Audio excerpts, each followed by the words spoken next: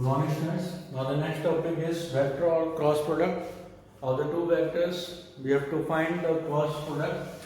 Like if a vector is equal to a1I plus b1j plus c1k and a b vector is equal to a2I plus b2j plus c3k, है ना. अगर हमारे दो vectors हैं, हमें cross product find करना है, तो आपका हो गया कि a vector cross b vector is equal to mod a vector mod b vector sine theta, है ना. सिर्फ इतना नहीं लिखेंगे, आपको यहाँ पर यूनिट वेक्टर जो होगा जो ये मल्टीप्लाई जरूर करना पड़ेगा, ठीक है, क्योंकि ये क्या है, वेक्टर प्रोडक्ट है. This is the vector product, तो आपको डायरेक्शन जरूर उसके साथ में उसकी आएगी, वेक्टर की डायरेक्शन आएगी, ठीक है. तो दो वेक्टर का क्रॉस प्रोडक्ट क्या होता है, जैसे ये हमारे दो वेक्टर्स हैं, इनका मुझे क्रॉस प्रोडक्ट निकालना है, ठीक है. तो ये दोनों वेक्टर क्या है, जैसे सर ये कोई भी दो लाइन एक ही प्लेन में होंगी, तो ये दो प्लेन आपकी ये दोनों प्लेन इस तरह से लाइन है, तो जो वेक्टर यूनिट वेक्टर निकलेगा वो क्या होगा, इसके परपेंडिकुलर होगा. कहने का मतलब क्या है कि अगर ये प्लेन है, जैसे इन दोनों के परपेंडिकुलर होगा, तो वो कुछ इस तरह से, अगर मैं बात करता हूँ तो वो इस तरह से कुछ आपको दिखेगा, ठीक है. परपेंडिकुलर टू बोथ, इससे भी परपेंडिकुलर होगा और इससे भी परपेंडिकुलर होगा. दोनों वेक्टर्स से क्या होगा, परपेंडिकुलर होगा, इससे भी परपेंडिकुलर होगा और इधर ले जाएंगे तो इससे भी परपेंडिकुलर होगा. दोनों वेक्टर से परपेंडिकुलर वेक्टर होगा. तो यहाँ पर हमारा क्या हो गया कि जो परपेंडिकुलर वेक्टर्स यूनिट वेक्टर निकल के आता है, ठीक. तो ये आपको वैल्यू निकालनी आती है.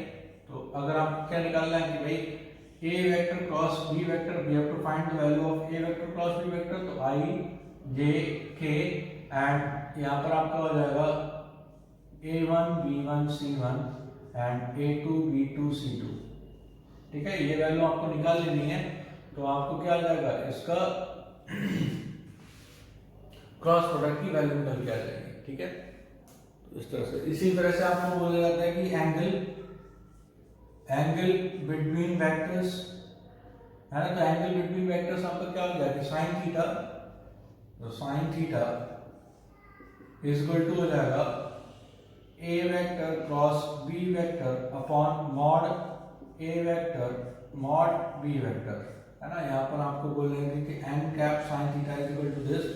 तो आप ये यहाँ से आपको क्या निकाल लेना है, एंगल बिटवीन द वेक्टर्स, आपको ये वेक्टर निकाल लेना है, ठीक. तो यहाँ पर अगर मैंने बोल दिया कि मॉड डिटरमिनेंट निकालेंगे, तो एंगल निकालने के लिए, ये हटाने के लिए यूनिट वेक्टर है, तो दोनों तरफ का मैग्नीट्यूड जो होगा वो क्या हो जाएगा, साइन थीटा हो जाएगा. Sine theta is equal to mod A vector cross B vector upon mod A vector mod B vector.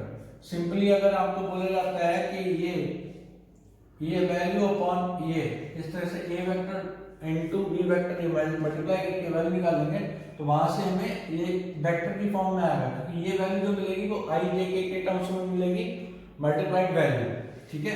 तो ये वेक्टर की फॉर्म में मुझे निकालनी है. तो निकालने के लिए क्या करना पड़ेगा, इस तरह से ये यहाँ पर आपको मॉडुलस अपॉन ये, तो इस मल्टीप्लाइड वैल्यू का पहले आपको मॉडल निकालना पड़ेगा, फिर आपको इसे डिवाइड करना पड़ेगा, तब आपका ये साइन थीटा निकल के आ जाएगा. अब यहाँ पे ये क्लियरली पता है कि साइन थीटा अगर हमारा क्या होता है, थीटा इज इक्वल टू 0. तो थीटा इज इक्वल टू 0 कब होगा, जब या तो वेक्टर पैरेलल हो, है ना, और या फिर वेक्टर कोलिनियर हो. कोलिनियर होगा तो भी थीटा 0 होगा. कोलिनियर का मतलब क्या होता है, एक ही लाइन में होगा, है ना. और पैरेलल वेक्टर का भी एंगल कितना होता है, 0 होता है. थीटा इज इक्वल टू 0, ठीक है. तो यहाँ पर अगर मैं बात करता हूं तो आपके इफ वेक्टर्स आर पैरेलल और कोलिनियर,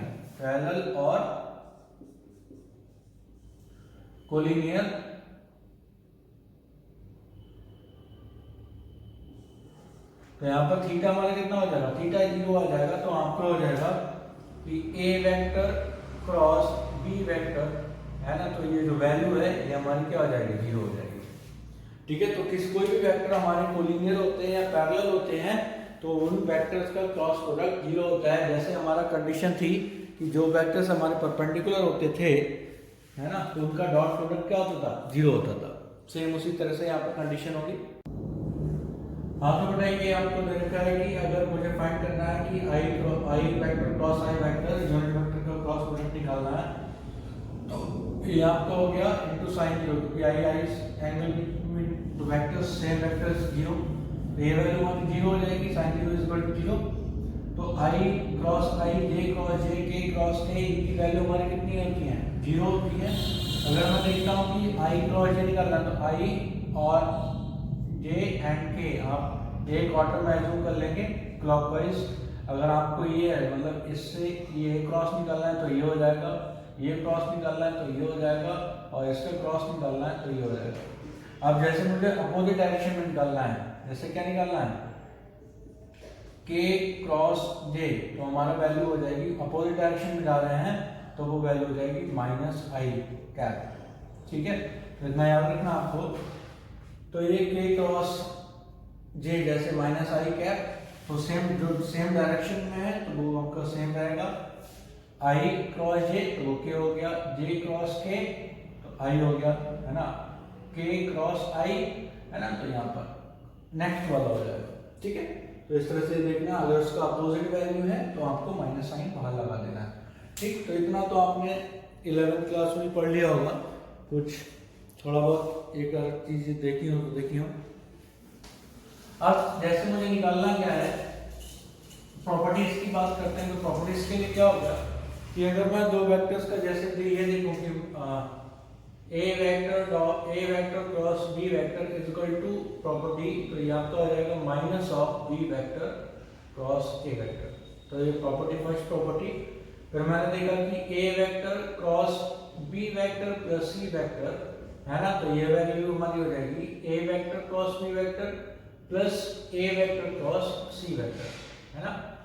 अगर वेक्टर को इंटरचेंज करते हैं तो वो माइनस साइन आपको बाहर लगाना पड़ेगा, लेकिन डॉट में ऐसा नहीं था। डॉट प्रोडक्ट में था कि A vector dot B vector is equal to B vector dot A vector, है ना। लेकिन क्रॉस प्रोडक्ट में हमारा अपोजिट होता है कि अगर आपका माइनस साइन है तो आपको क्या कर देना है इधर से। अब सिमिलरली मैं ये बात करता हूं कि ये प्रॉपर्टी है कि ए वेक्टर क्रॉस के बी वेक्टर, है ना, तो ये वैल्यू हमारी के कांस्टेंट बाहर निकल के आ जाएगा, या फिर मैं बोलूं के vector A vector cross B vector, तो ये आपका सेम हो जाएगा। तो के कोई कांस्टेंट स्केलर वैल्यू है जो कि हमारी बाहर निकल सकती है, उसको हम क्या कर देंगे, अलग भी कर सकते हैं। ठीक है, ठीक है, ये कुछ प्रॉपर्टीज है। अब इन पर बेस्ड आपके वो निकालना है कि भाई क्वेश्चंस जरा देखने हैं कि क्या सॉल्व करना है। Now the application of the vectors. First application, we have to find a perpendicular vectors of the two given vector. अगर मुझे दो given vectors का perpendicular vector find करना है ना, तो जैसे आपका क्या vector which is perpendicular to the vector a and b, है ना, तो given by तो c vector is equal to हो जाएगा कि a vector dot a vector is equal to a वो c वेक्टर, जो कि a वेक्टर और b वेक्टर की क्या है, परपेंडिकुलर है ना। तो दोनों के परपेंडिकुलर है। ये जरूरी नहीं है कि a और b आपस में परपेंडिकुलर हो। जैसे कोई एक a वेक्टर इधर है और b वेक्टर इधर है, ये आपस में परपेंडिकुलर नहीं है ना। तो c वेक्टर जो है मुझे इस तरह से ये फाइंड करना है, जो कि क्या है, इस वेक्टर के भी परपेंडिकुलर है, इसके भी 90 एंगल बना रहा है और इसके भी 90 एंगल बना रहा है। ठीक है, तो which is perpendicular to the both what a vector and b vector. तो c वेक्टर को हम क्या निकालेंगे कि a vector cross b vector करके, तो हमारा जो वेक्टर निकल के आएगा वो दोनों के परपेंडिकुलर होगा। अब बोला जाए कि परपेंडिकुलर निकालना है यूनिट वेक्टर, है ना, तो इस c वेक्टर का हम क्या कर देंगे, यूनिट वेक्टर फाइंड कर लेंगे, तो वो हमारा unit vector unit perpendicular vector आ जाएगा। ठीक है, तो वो यूनिट परपेंडिकुलर। अब बोला जाए कि perpendicular vector a and b दोनों के परपेंडिकुलर हो जिसका मैग्नीट्यूड 10 हो, तो पहले हम क्या करेंगे, यूनिट वेक्टर सी वेक्टर की डायरेक्शन में हमें 10 मैग्नीट्यूड का यूनिट वेक्टर निकालना, मतलब इसकी डायरेक्शन में। तो इसकी डायरेक्शन अगर 1 है तो उससे 10 निकालना हो, 10 से मल्टीप्लाई कर देंगे जैसे हम पहले निकालते थे, पहले जैसे सीखा था, है ना। अब दूसरा एप्लीकेशन, तो ये बहुत इंपॉर्टेंट है कि अगर मुझे क्या फाइंड करना है कि कोई वेक्टर है उससे परपेंडिकुलर दो वेक्टर्स हैं, उससे परपेंडिकुलर वेक्टर निकालना है। या फिर बोला जाए कि दो वेक्टर जो हैं एक ही प्लेन में लाई कर रहे हैं, जैसे ये एक प्लेन में लाई कर रहे हैं और इस प्लेन के परपेंडिकुलर वेक्टर क्या होगा, तो प्लेन के परपेंडिकुलर वेक्टर भी इसी तरह से निकलेगा, प्लेन का नॉर्मल वेक्टर जिसे हम बोलते हैं, this is also a normal vector of a plane, है ना। तो ये बहुत इंपॉर्टेंट है, यहाँ पर 3D में बहुत ज्यादा यूज होगा, तो आपको अच्छे से करना है ये वाली कंडीशन, ठीक है। अब area of the triangle, area of the triangle is equal to 1/2 BC into AD। यहाँ पर आपका बेस इनटू हाइट, तो बेस हमारा कितना है BC है और हाइट कितनी है AD है, ठीक है। तो BC को अगर मैंने लिख दिया तो BC क्या है, ये हमारा दो साइड वेक्टर, इसको हमने B वेक्टर है और ये हमारा A वेक्टर है, तो दो साइड के vectors B vector A vector हैं, तो इस BC की लेंथ तो B वेक्टर के मैग्नीट्यूड के बराबर हो जाएगी, तो B वेक्टर इनटू, अब AD की जो लेंथ होगी वो क्या हो जाएगी, ये A वेक्टर के मैग्नीट्यूड के बराबर, तो ये हमारा लेंथ हो गई A वेक्टर, A हो गई which is mod of A vector, तो A यहाँ पर मैं लिख सकता हूँ A साइन थीटा, ठीक है। ये इसको भी मैं हटा दूं, ये भी कर सकता हूँ, तो ए बी साइन थीटा, तो ए बी साइन थीटा को हम क्या लिख सकते हैं, आपको बताया था कि ए बी साइन थीटा जो वैल्यू है, तो उसको आपने लिख लिया 1/2 ए बी साइन थीटा, तो ये हो गया mod A vector cross B vector, ठीक है। तो इसकी जगह पर हमने क्या लिख दिया, mod A vector cross B vector, तो ये हमारा हो गया area of the triangle. A vector क्या है, ये है साइड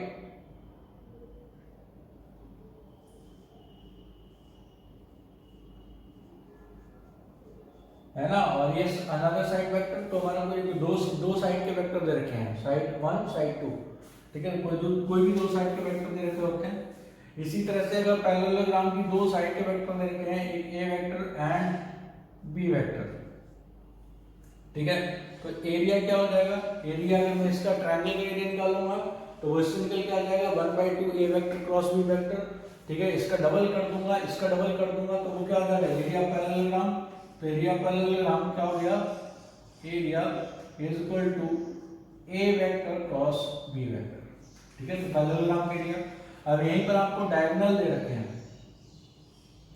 ठीक है। तो एक डायगोनल है हमारा D1 और दूसरा डायगोनल है हमारा D2, तो ये तो था in the term of side 1 side 2, तो साइड के अगर मुझे वेक्टर्स पता है तो ये फॉर्मूला लगाएंगे, है ना। तो in the term of diagonal, तो 1/2 D1 vector cross D2 vector, D1 vector क्या है, डायगोनल 1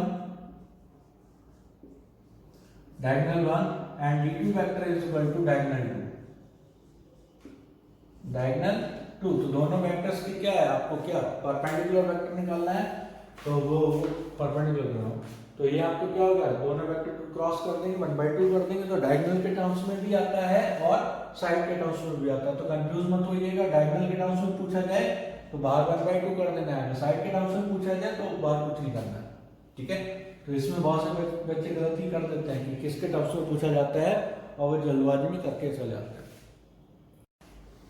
हम बताइए क्वेश्चन देखिए, first question, if A vector mod A vector modulus, तो magnitude of A vector is equal to 8, magnitude of B vector is equal to 3 and A vector cross B vector, then the find the angle between A vector and B vector. तो आपको पता है कि first question आपका sine theta क्या हो जाएगा, mod A vector cross B vector upon mod A vector mod B vector, ये हमें पता होता है कि एंगल होता है ना। तो यहाँ पर वैल्यू पुट कर दी, तो 12/8 इंटू 3 इज इक्वल टू हो गया 1/2, तो ये वैल्यू 1/2 हो गई, तो थीटा इक्वल कितना आ गया 30 डिग्री, तो angle between A vector and B vector, तो ये हमारा एंगल आ जाएगा between A vector and B vector. अगर वेक्टर की फॉर्म गिवन होती तो पहले मैं A vector cross B vector की वैल्यू निकालता, है ना, फिर उस वेक्टर का मैग्नीट्यूड फाइंड करता, मॉडुलस फाइंड करता, फिर आप वैल्यू पुट करते थे। इसमें डायरेक्ट वैल्यू गिवन थी मॉडुलस की, तो कोई कंफ्यूजन नहीं थी, आपको क्लियरली वैल्यू फाइंड हो गई। ठीक है, तो सेकंड क्वेश्चन देखेंगे कि if A vector is equal to इतना, B vector is equal to इतना, अब आपको बोला जाता है find the unit vector perpendicular to the both vectors A B vector minus और यहाँ पर सी बी वेक्टर।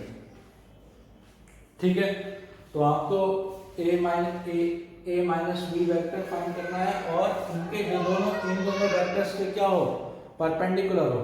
ठीक है, तो ये वो वेक्टर्स के परपेंडिकुलर वेक्टर मुझे फाइंड करना है। तो फाइंड करने के लिए आपको क्या करना पड़ेगा, है ना, तो यहाँ पर आपको के वेक्टर, तो लेट के वेक्टर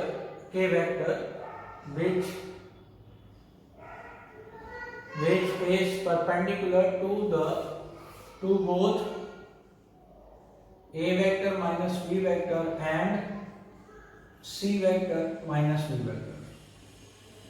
तो कोई वेक्टर किसी दो वेक्टर के परपेंडिकुलर है तो वो क्या हो जाएगा कि k vector is equal to a vector minus b vector cross उन दोनों वेक्टर का क्रॉस प्रोडक्ट के बराबर हो जाएगा। ठीक है, तो a vector minus b vector, इसमें से ये सब्ट्रैक्ट करेंगे तो i माइनस का 2i आपका हो जाएगा माइनस का i वेक्टर और यहाँ पर j 2j minus j plus का j एंड k प्लस का k। अब इसमें से ये सब्ट्रैक्ट करेंगे क्रॉस प्रोडक्ट किसका, 3i माइनस का 2i i और माइनस का 4i तो माइनस का 4j माइनस का j माइनस का 5j एंड माइनस का 5k। ठीक है, तो ये क्रॉस प्रोडक्ट निकालने के लिए हमारा क्या हो गया, i j k एंड -1 1 1 -1 1 1, यहाँ पर आपका हो गया 1 -5 -5। ठीक है, तो वैल्यू हमने निकाली तो k वेक्टर कोई जो है वो हमारा परपेंडिकुलर है इन दोनों वेक्टर्स के, तो उसकी जो वैल्यू आएगी वो i इनटू माइनस का 5 0 है ना, माइनस का j इनटू 5 माइनस 1 तो यहाँ पर आपका हो गया 5 माइनस 1 प्लस का k इनटू माइनस ये 5 माइनस 1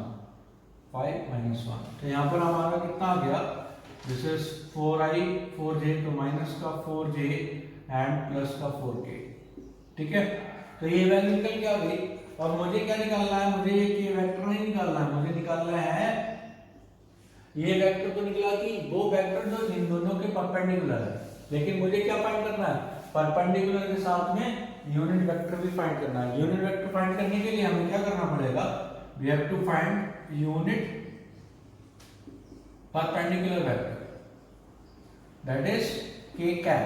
तो k कैप क्या हो जाएगा, तो k vector upon mod of k vector. तो यहाँ से वैल्यू हमारी निकल के आ गई कि माइनस का 4j प्लस का 4k है ना अपॉन मॉड अंडरवुड 16 प्लस का 16 है ना, तो ये 32 हो गया, 32 मतलब 2, ये वैल्यू आपकी हो गई 4√16। ठीक है, तो माइनस का 4 कॉमन ले लिया, j माइनस का k अपॉन नीचे आपका हो जाएगा 4√2। ठीक है, तो 4 से 4 कैंसिल आउट है ना, तो ये आपका हो गया -1/√2 j माइनस का k। ठीक है, तो ये हमारा क्या हो गया, ये perpendicular unit vector which is जो कि परपेंडिकुलर है इसके भी और इसके भी एक तरह से। और मैं इसमें दूसरी चीज भी बताता हूँ, ये चीज तो आप समझ गए। ये अगर आपको ट्रायंगल दे दिया जाता है, इसको दूसरे इसी क्वेश्चन को आप सेम चीज आपको निकालनी होती है ना, अगर आपको दूसरी फॉर्म में बोला जाए, क्या है वो दूसरी फॉर्म, जैसे ये बी पॉइंट है, ये ए पॉइंट है और ये सी पॉइंट है। ठीक है, एबीसी आपको पता है, आपको बोला जाए कि वर्टेक्स दे रखे हैं, इसका वर्टेक्स दे रखा है 1 2 1, बी का दे रखा है 2, 1 और इसका 3 -4 -5 3 -4 -5। ठीक है। आपको बोला जाता है कि इस ट्रायंगल से परपेंडिकुलर नॉर्मल जो है वो आपको क्या निकालना है, यूनिट वेक्टर निकालना है। इस ट्रायंगल से कि नॉर्मल यूनिट वेक्टर निकालना है, तो हमने क्या निकाला कि ये वेक्टर निकाल लिया और ये वेक्टर निकाल लिया, है ना। इस वेक्टर का क्या होगा भाई, यूनिट वेक्टर निकालना है, तो इस ट्रायंगल में दो वेक्टर्स, कोई भी दो वेक्टर्स आप एज्यूम कर सकते हैं, B A vector B C vector. ये मैंने क्यों एज्यूम करे, क्योंकि वो इस क्वेश्चन से रिलेट कर रहे हैं, ठीक है। आपको बी ए वेक्टर वो बी ए वेक्टर निकालना है, तो यहाँ क्या हो जाएगा, B A vector is equal to हो जाएगा ए वेक्टर माइनस का बी वेक्टर, है ना। इसी तरह से आपने निकालना है बी सी वेक्टर, ये हो जाएगा सी वेक्टर माइनस का बी वेक्टर। ये दोनों वेक्टर आपके हो जाएंगे, ठीक है। मुझे इन दोनों के परपेंडिकुलर वेक्टर निकालना है ना। इस ट्रायंगल के परपेंडिकुलर निकालना है, दैट मींस क्या हो गया, इसके परपेंडिकुलर निकालना है, दोनों वेक्टर्स के जो कि इस प्लेन पे लाई कर रहे हैं, ठीक है। तो इस प्लेन पे लाई करना है, तो मतलब इस वेक्टर के परपेंडिकुलर भी है और इस वेक्टर के परपेंडिकुलर भी है। आपका जो है वो ए बी वेक्टर के परपेंडिकुलर भी है, यहाँ पे देखिए ए बी लाइन में जा रही है, इसके परपेंडिकुलर है, और यहाँ पर बी सी वेक्टर के परपेंडिकुलर है, ठीक है। तो मुझे इस प्लेन की नॉर्मल निकालना है, तो क्या हो जाएगा आपका, इसका और इसका क्रॉस प्रोडक्ट निकाल लेंगे तो आपका हो जाएगा। तो कोई भी आपको ट्रायंगल के 3 पॉइंट देखे हैं और आपको बोला जाता है ट्रायंगल के परपेंडिकुलर वेक्टर निकालिए, नॉर्मल वेक्टर निकालिए, तो आपको क्या करना है, दो इस तरह से दो वेक्टर निकाल लेंगे, उनको दो साइड वेक्टर निकाल लेंगे और उनका क्या कर देंगे, दो साइड वेक्टर निकालकर उनका क्रॉस प्रोडक्ट कर देंगे, तो वो क्या आ जाएगा, परपेंडिकुलर वेक्टर आ जाएगा, ठीक है बेटा। तो ये बहुत इंपॉर्टेंट कंडीशन है, तो इस तरह से ये पूरा सॉल्व करना है इसमें। थैंक यू बेटा।